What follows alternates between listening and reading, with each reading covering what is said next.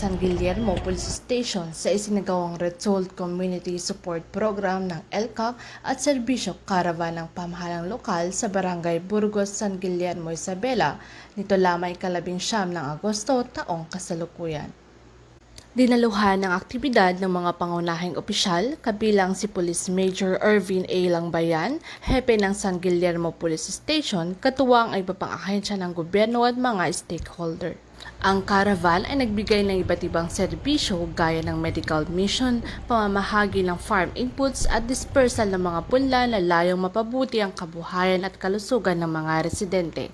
Muling ipinakita ng programang ito ang sama-samang pagsisikap ng pamahalaan upang isulong ang kaunlaran, mabuting pamamahala at kapakanan ng mamamayan. Binigyang diin din ng RCSP LCAC Serbisyo Caravan ng matibay na pagtutulungan ng Philippine National Police, lokal na pamahalaan at iba pang partner agencies sa pagsulong ng kapayapaan, katatagan at inklusibong pag-unlad sa bayan ng San Guillermo. Sa pamamagitan ng patuloy na pagkakaisa ng mga stakeholder, layunin ng programa na mapalakas ang partisipasyon ng mga barangay, mapaigting ang pakikilahok ng mga mamamayan at makamit ang mithi na isang ligtas, maunlad at payapang komunidad. Mula dito sa Lambak ng Cagayan, ako ang iyong PNN correspondent, Patrolwoman Janet Balad, alagad ng batas, tagataguyod ng Balitang Pulis.